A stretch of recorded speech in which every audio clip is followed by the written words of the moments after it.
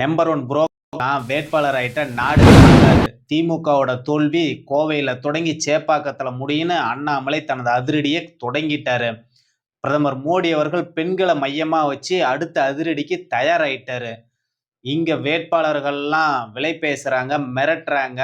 ஆண்ட கட்சியும் ஆளுங்கட்சின்னு ஒரு தலைவர் ரொம்ப வேதனைப்பட்டுக்கிட்டு இருக்கிறாரு. தலைவர்கள் எல்லாம் பொதுமக்கள் கூடுற இடத்துல தரம் தாழ்ந்த வார்த்தைகள் எல்லாம் பேசக்கூடாதுன்னு அண்ணாமலை அறிவுரை சொல்லியிருக்கிறாரு. இது யாருக்கு பொருந்தும்? வாங்க இந்த வீடியோவில் பார்க்கலாம். அதற்கு முன்பாக நமது சேனலை சப்ஸ்கிரைப் செய்து கொள்ளுங்கள். அன்பு தமிழ் நெஞ்சங்களுக்கு அன்பு வணக்கம்.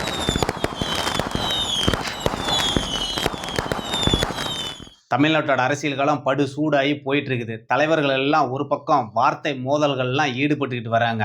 எடப்பாடி ஒரு பக்கம், ஸ்டாலின் ஒரு பக்கம். எடப்பாடி ஸ்டாலினை பார்த்து கொரோனா அப்பவே நீங்க போய் சேர்ந்திருக்கலாம்லன்னு சொல்ல, ஸ்டாலின் அவர்கள் எனக்கு மரணத்தை பார்த்துலாம் பயம் இல்லை, மக்களை காக்கிறதுக்காக எந்த எல்லைக்கும் போவான்னு சொல்லி அவரு ஒரு பக்கம். உண்மையாலுமே ஸ்டாலின் அவர்களுக்கு மக்களை காக்கிற மாதிரி ஒரு எண்ணம் இருந்துச்சுன்னா தமிழ்நாட்டில் போதை கலாச்சாரங்கள் எந்த அளவுக்கு தலைவிரிச்சாடுது, பெண்களுக்கு எதிரான குற்றங்கள் எந்த அளவுக்கு நடந்துகிட்டு இருக்குதுன்னு இவரெல்லாம் அறியாம இவர் பேசுறாரான்னு தெரியல. இதெல்லாம் மக்கள் பார்த்துக்கிட்டு தான் இருக்கிறாங்க. இளைஞர்களுக்கு எதிராக எவ்வளவு பெரிய கொடுமைகள் எல்லாம் நம்ம தமிழ்நாட்டில் நடந்துட்டு இருக்குது. இதெல்லாம் பார்த்து எப்படிதான் ஸ்டாலின் அவர்கள் இதெல்லாம் பேசுறாரோ நமக்கு தெரியாது. அது மட்டும் இல்லாம முதல்வர் ஸ்டாலின் அவர்கள் நிதியெல்லாம் ஹிந்தி சமஸ்கிருதத்துக்கெல்லாம் பூசணிக்கை அளவுக்கு தராங்க. தமிழுக்கு பார்த்தீங்கன்னா பட்டாணி அளவு தான் கொடுக்குறாங்கலாம் சொல்றாங்க. உண்மையாலுமே சமஸ்கிருதம் இந்தியாவில் பல பல்கலைக்கழகங்கள் இருக்குது. அந்த மொழியை வளர்த்தெடுக்கணும்னு அரசாங்கம் முன்னெடுக்குது. நீங்க தமிழை வளர்க்குற மாதிரியே இருந்தா தமிழுக்குன்னு பல்கலைக்கழகங்கள் புதுசு புதுசா நீங்க உருவாக்கி கொடுத்தா தானே நிதி வரும். அதெல்லாம் விட்டுவிட்டு இங்க எதேதோ மக்களை மடைமாத்தி பொய் பிரச்சாரங்கள்லாம் செஞ்சிட்டு இருக்கிறாரு முதல்வர் ஸ்டாலின் அவர்கள். அண்ணாமலை அவர்கள் நேற்று டெல்லி போயிட்டு வந்தாரு. போயிட்டு வந்த உடனே தன்னோட வழக்கமான அதிரடியை நேற்று தொடங்கிட்டாரு. டெல்லியிலிருந்து அவருக்கு கிரீன் சிக்கல் கொடுத்துட்டாங்க போல.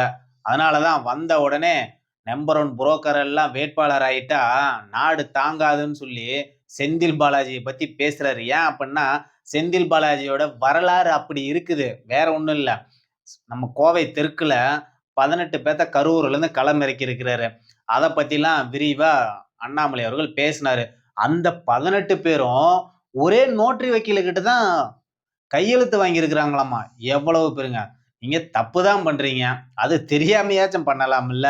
அதை ஏன் போய் ஒரே வக்கீலுக்கிட்ட நீங்க வாங்கணும்? அண்ணாமலை உங்களுக்காகவே காத்துக்கிட்டு இருக்கிறாரு. எப்படா மாட்டுவ அப்படின்னு சொல்லி பார்த்துக்கிட்டே இருக்கிறாரு அவரு. நீங்க அவருக்கு தெரிகிற மாதிரியே நீங்க போய் போய் விழுந்து மாட்டுறீங்களே. நீங்க பித்தலாட்டம் தான் பண்றீங்க. அதை அண்ணாமலை கண்டுபிடிக்கிற மாதிரி நீங்க பண்றீங்க பாத்தீங்களா? ஏன்னா ஏற்கனவே அண்ணாமலை அவர்கள் உங்களை வச்சு செஞ்சிட்டு இருக்கிறாரு செந்தில் பாலாஜிய. ஆனா அதுக்கு தகுந்த மாதிரி நீங்களும் போய் கோவையில நீங்க மாட்டிக்கிட்டீங்க. அண்ணாமலை இனி தோலை உரிக்க போறாரு உங்களை. அது மட்டும் இல்லாம திரு அண்ணாமலை அவர்கள் எதற்காக டெல்லி சென்றார் என்றால், வர ஏப்ரல் 16ஆம் தேதி பாராளுமன்ற சிறப்பு கூட்டம் நடக்குது. அங்கதான் முக்கியமான ட்விஸ்ட் காத்துட்டு இருக்குது. மகளிர்களுக்கு இடஒதுக்கீடு கொடுக்கறதுக்காக நம்மளுடைய மோடி அரசாங்கம் ஒரு திட்டத்தை முன்னெடுத்திருக்குது. அது மக்களுக்கு பார்த்தீங்கன்னா சட்டமன்றத்திலே நாடாளுமன்றத்தை பெண்கள் அதிக அளவுல வர்றதுக்காக. அது தமிழ்நாட்டெல்லாம் எதுக்குறாங்கன்னு வச்சுக்கோங்களேன், அது வேற விஷயம். ஏன்னா இவங்க பெண்களையும் மதிக்க மாட்டாங்க, மக்களையும் மதிக்க போராட்டாங்க. அதனால மக்களுக்கு எது நல்லது நடந்தாலும் இவங்களுக்கு பிடிக்காது இல்லையா? அதனால அவங்க இப்பவே எதுக்க ஆரம்பிச்சிட்டாங்க. அது பெண்களுக்காக இடஒதுக்கீடு கொடுக்குறாங்க. அதனுடைய சிறப்பு கூட்டத்தொடர் நடக்குது. அதுக்கு தான் அதை பத்தி தான் இந்த தேர்தலில் எந்த விதமான பின்விளைவுகளும் வந்துடக்கூடாதுங்கிறதுக்காக அண்ணாமலையை இன்னைக்கு களமிறக்கி இருக்கிறாங்க.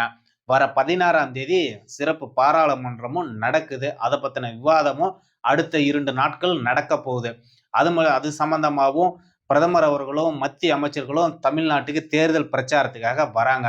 அவங்கெல்லாம் எதை பத்திலாம் பேசணும், எதை மையமா வச்சு பேசணும், எந்த பகுதியில என்ன பேசணுங்கிறதெல்லாம் முழுமையா அண்ணாமலை தேசிய தலைமை கிட்ட ஆலோசனை கொடுத்திருக்கிறாரு. அது மட்டும் இல்லாம திமுகவை இந்த தேர்தலில் தோற்கடிக்கிறதுக்குண்டான வியூகம் எல்லாம் அண்ணாமலையோட தேசிய தலைமை கலந்து ஆலோசித்திருக்கிறாங்க. அண்ணாமலை அவர்களும் நேற்று சொல்லியிருக்கிறார், நான் இனி தினந்தோறும் நான் ப்ரெஸ்ஸை மீட் பண்ணுவேங்க, நான் ஒவ்வொரு ஊர்லேயும் நான் பிரச்சாரத்தில் இருக்கும்போது நான் பத்திரிகையை நான் சந்திக்க போகிறேங்கிறதையும் அவர் சொல்லியிருக்கிறாரு. இனிமேலுக்கு திமுகவுக்கு தலைவலி ஆரம்பம் தான் நினைக்கிறேன். அடுத்த 15 நாளைக்கும் இவங்க பண்ற சேட்டைகள் எல்லாம் மக்கள் மத்தியில் அண்ணாமலை போட்டு உடைக்க போறாரு. இன்னைக்கு என்டிஏ ஜெயிக்கணும் அப்படின்னா, அதுக்கு அண்ணாமலை தான் முக்கியங்கிறத தேசிய தலைமை உணர்ந்துட்டாங்க. அதையும் லேட்டா தான் உணர்ந்திருக்கிறாங்க. இத நீங்க முன்னாடியே உணர்ந்து, முன்னாடியே அண்ணாமலைய களமிறக்கியிருந்தீங்கன்னா, இன்னைக்கு எவ்வளவு பெரிய மாற்றம் பாஜகவுக்கே வந்திருக்கும். ஆனா அண்ணாமலை இல்லாதனால பாஜக எந்த அளவுக்கு பின்னோக்கி போகுதுன்னு பார்த்துக்கோங்க. இது அவங்களுக்கு புரியுதோ இல்லையோ தெரியல. ஆனா இங்க தமிழ்நாட்டினுடைய கள நிலவரங்கிறது பாஜக அடுத்த கட்டத்த நோக்கி போகல.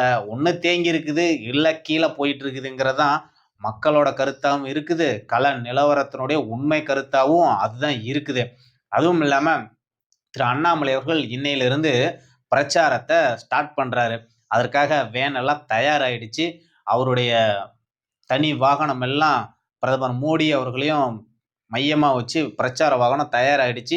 இன்னைக்கு கோவையில பல்லடத்திலிருந்து ஸ்டார்ட் பண்றாரு திரு அண்ணாமலை அவர்கள்.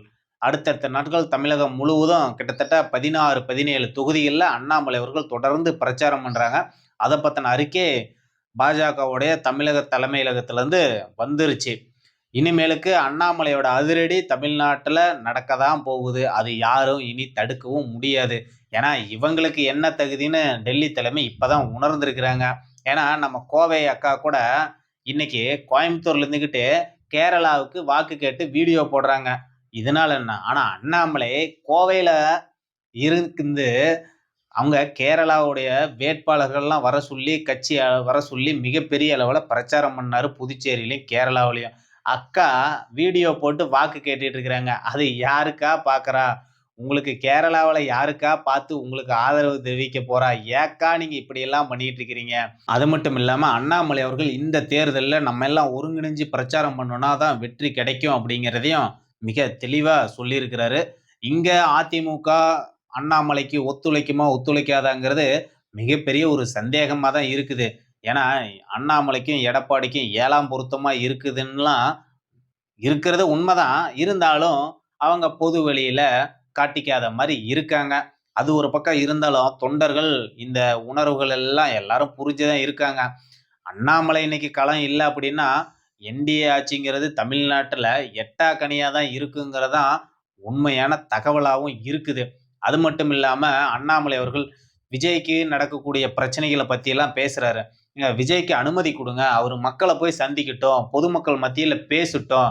அப்பதான் வந்து மக்கள் யாருக்கு வாக்களிக்கணுங்கிறதெல்லாம் முடிவு பண்ணுவாங்க. அன்னைக்கு இருந்த காலம் மாரி இன்னைக்கு இல்ல.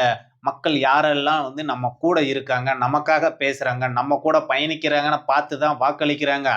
விஜய் ஏற்கனவே ரூம விட்டு வரமாட்டேங்கிறாரு. அவரு வேடந்தாங்கல் புறா மாரி தான் அப்பப்ப வந்துட்டு போறாரு. அவரு எப்பயாச்சும் வராரு. அதுக்கும் இவ்வளவு கண்டிஷன் போடுறீங்க. அவருக்கு ஃப்ரீயா குடுங்க. மக்கள் வந்து பார்க்கட்டும் அப்படிங்கிறது விஜய்க்கு அட்வைஸும் பண்ணியிருக்கிறாரு. அதே மாரி நம்மளுடைய கவர்மெண்ட்டுக்கு அறிவுரையும் குடுத்திருக்கிறாரு. அதனால கண்டிஷன்லாம் குறைச்சுக்கோங்க. மக்கள சந்திக்கிறதுக்கு விடுங்க. இது ஜனநாயக நாடு அப்படிங்கிறதெல்லாம் அண்ணாமலை அவர்கள் விஜய்க்கு சப்போர்ட்டிவா பேசியிருக்கிறாரு. ஏன்னா, விஜய்க்கு இன்னைக்கு கூடுற கூட்டம் ஏன் அப்படின்னா, கடந்த தேர்தல் அப்பவே இங்க திராவிட கட்சிகளே வேணாம் அப்படின்னு நினைச்ச இளைஞர்கள், பொதுமக்கள் தான் அண்ணாமலை பின்னாடி அணி திரண்டாங்க. ஆனா இன்னைக்கு விஜயோட வருகைக்கு பின்னாடி அவர் பக்கம் சாயறது இயல்பான விஷயம் தானே. அதுவும் இல்லாம பாஜகவுல நாடார்கள் முகமா தமிழிசைய முன்னிறுத்துறாங்க. அது அந்த சமுதாய மக்களே ஏத்துக்க மாட்டேங்கிறாங்க. அதுவும் இல்லாம எல் முருகன அருந்ததியர் சமுதாயத்தினுடைய முகமா முன்னிறுத்துறாங்க. அவருக்கு எந்த ஒரு சப்போர்ட்டுமே இல்ல. கட்சி தொண்டர்களும் இல்ல. அந்த சமூகத்தினுடைய ஆதரவும் கிடையாது. ஆனா, இந்த மாதிரி நீங்க எல்லாம் வந்து ஒரு ஆதரவு நிலைப்பாட்டுல இருந்தீங்க அப்படின்னா, அப்புறம் விஜய்க்கு கூட்டம் கூட தானே செய்யும். ஏன்னா, அண்ணாமலையால ஈர்க்கப்பட்ட இளைஞர்கள் இன்னைக்கு நெறைய பேர் வந்து விஜய் பின்னாடிலாம் போயிட்டு இருக்காங்க. சீமான் பக்கம் போறாங்க. இதெல்லாம் களத்துல தொடர்ந்து நடந்துகிட்டே இருக்குது. ஆனா, இதெல்லாம் தெரியாம தான் தேசிய தலைமை ஏதோ பண்ணிட்டு இருக்கிறாங்க. ஏதோ பண்ணிட்டு போட்டோம். ஆனா, இன்னைக்கு கள நிலவரத்த விட்டுட்டு, இவங்க என்னத்த சாதிக்க போறாங்களோ தெரியல. அண்ணாமலை அவர்கள் நேற்றைய பத்திரிகையாளர் சந்திப்புல கூட, தமிழ்நாட்டுல இருக்கிற பாராளுமன்ற உறுப்பினர்கள்லாம் ஆதரவு குடுக்கணும். பெண்களினுடைய முன்னேற்றத்துக்கு ஆதரவு குடுக்கணும்னு சொல்லியிருக்காங்க. அது மட்டும் இல்லாம தேர்தல் சம்பந்தமான முழு வியூகத்தையும் நேத்து தலைமையகத்துல டெல்லியில அண்ணாமலை முடிவு பண்ணிட்டு வந்திருக்கிறாரு. இனி தினந்தோறும் களத்துல அதிரடிக்கு பஞ்சமே இருக்காது அப்படிங்கிறதா நம்மளோட பார்வையாவும் இருக்குது. பார்ப்போம் அடுத்தது தமிழ்நாட்டு அரசியல் களத்துல அண்ணாமலையோட பங்கு அடுத்து வரக்கூடிய நாட்கள்ல எது போன்று இருக்க போகுதுங்கிறத நம்ம பார்க்கலாம். அண்ணாமலை அவர்கள் திமுக, காங்கிரஸ பத்தி கடுமையா விளாசி தள்ளிட்டாரு. பாண்டிச்சேரியில ஸ்டாலினும், ராகுல் காந்தியும் பிரச்சாரம் பண்ணாங்க ஒரே நாளையில. சந்திக்கவும் இல்ல. அவங்க 2 பேத்தோட பேச்சுலயும் ராகுல் காந்தியும் ஸ்டாலின பத்தி பேசல, திமுகவ பத்தி பேசல. ஸ்டாலினும் காங்கிரஸ பத்தியும் பேசல. ராகுல் காந்திய பத்தி ஒரு வார்த்தை கூட பேசல. இப்படி ஒரு கூட்டணி தான் புதுச்சேரியில அமைஞ்சிருக்குது. இங்க ராகுல் காந்தி தமிழ்நாட்டுக்கு அடுத்தது பிரச்சாரத்துக்கே வர மாரி ஐடியாவே இல்லையாம். அந்த அளவுக்கு தான் அவங்களோட கூட்டணி இணக்கம் இருக்குது. இதெல்லாம் மக்கள் பார்த்துக்கிட்டு தான் இருக்கிறாங்க. மக்கள் பார்த்து யாருக்கு வாக்களிக்க போறாங்கங்கிறது அது மக்களுடைய சிந்தனை. ஆனா மக்களுக்கு எடுத்து சொல்லக்கூடிய கடமையும், பொறுப்பும் நமக்கு இருக்குதுங்கிறத அண்ணாமலை அவர்கள் மக்களுக்கு தெளிவா உணர்த்திட்டாரு.